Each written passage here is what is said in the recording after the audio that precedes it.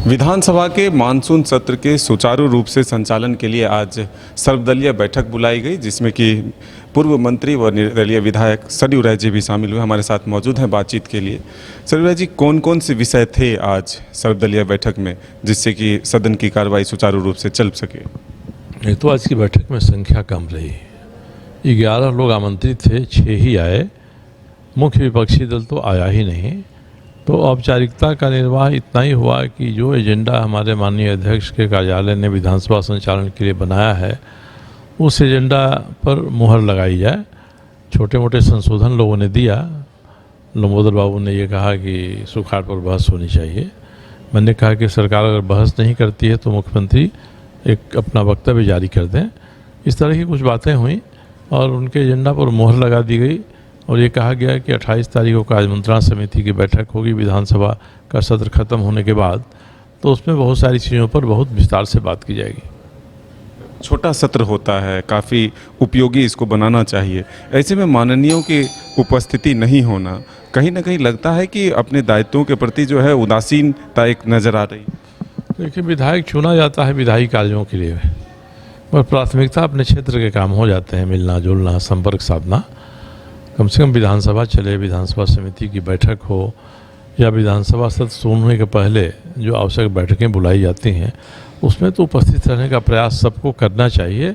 अगर किसी के पास कोई आकस्मिक परिस्थिति आ गई है, कोई कहीं बाहर चला गया है, घर में कुछ घटना घट गई है, तब उसके नहीं आने पर कोई मलाल नहीं होगा। मगर ऐसे अधिक से अधिक संख्या में जो अपेक्षित लोग हैं उनको आना चाहिए। मुख्य विपक्षी दल का शामिल नहीं होना इस बैठक में लग रहा है कि हंगामे की भेंट जो है ये सत्र भी जाएगा। अब मुख्य विपक्षी दल का बैठक नहीं होने का मतलब है कि आज तक सरकार ने आज तक विधानसभा अध्यक्ष ने किसी को मुख्य विपक्षी दल की मान्यता ही नहीं दी है।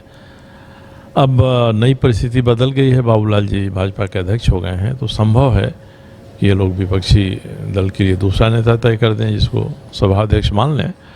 तो ये भी होता है। तो मुझे लगता है कि इसके लिए भी लोगों को तत्पर रहना पड़ेगा। विपक्षी दल हो जाएगा, एजेंडा उठाएगा, उसको विशेष तवज्जो मिलती है विधानसभा में, तो मुझे लगता है कि विधानसभा बेहतर तरीके से चलेगी। कई विधेयक जो विधानसभा से पारित हुए, राजभवन तक पहुंचे, लेकिन कई त्रुटियों को लेकर के वापस कर दिया गया। अब विधानसभा ने एक यह तरीका ढूंढा है कि 2 जो अंग्रेजी और हिंदी संस्करण होते हैं, सीधे हिंदी संस्करण को राजभवन तक भेजेंगे, क्योंकि कोई त्रुटियां ना हो 2 संस्करण में। तो इसको किस रूप में आप देख रहे हैं? ये तो सरकार ने तय किया तो सही नहीं है। आपको अंग्रेजी अनुवाद तो देना ही पड़ेगा ना। आप जो विधेयक बना रहे हैं अंग्रेजी में क्या अनुवाद होगा? आपके लॉ डिपार्टमेंट में तो डिस्ट्रिक्ट जज लेवल के सीनियर डिस्ट्रिक्ट जज के लेवल के अफसर आते हैं जो सीधे हाई कोर्ट का जज बनने चले जाते हैं। तो ये नहीं बहानाबाजी चलेगा, बल्कि करना ही चाहिए कि हिंदी अंग्रेजी दोनों की डिक्शनरी में सब कुछ साफ साफ दिया गया है। शब्द क्या है, शब्द कहने की भावना क्या है, उसको व्यक्त करके नहीं देंगे तो जो हिंदी में द्व्यर्थी कोई शब्द आ जाएंगे तो अंत में वो विधेयक स्वरूप नहीं ले सकेगा और कहीं ना कहीं चैलेंज हो जाएगा। पूर्व की सरकार में आप भी मंत्री थे।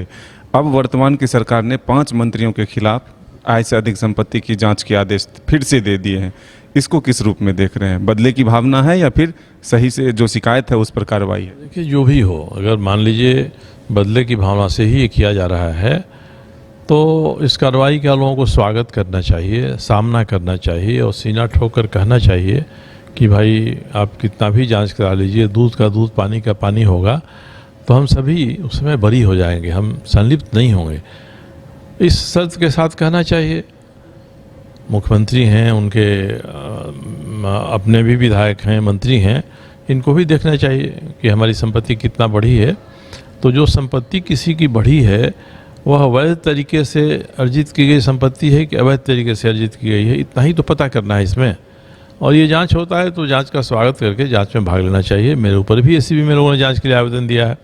मैंने तो एसीबी को कहा है कि आपको जो कागज़ चाहिए मैंने विभाग से मंगा दिया है, फ़ोटो कॉपी कराकर आरटीआई में, आप उसको ले लीजिए।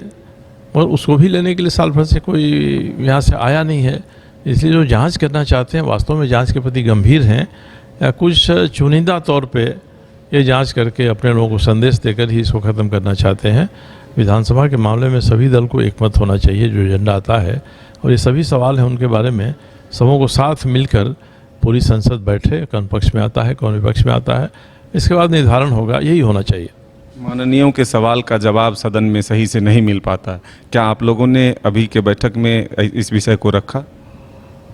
मैंने तो अपना एक खास मुद्दा रखा कि 2022 में बजट सत्र में जब मैंने एक सवाल किया था कि जमशेदपुर में लिट्टी चौक से लेकर NH तक स्वर्णरेखा पर पुल और सड़क बनी है 4.5 किलोमीटर की लंबाई में, इसकी स्थिति क्या है, मैंने पूछा था। तो सरकार ने उत्तर दिया कि तो हमारे विचाराधीन है ही नहीं।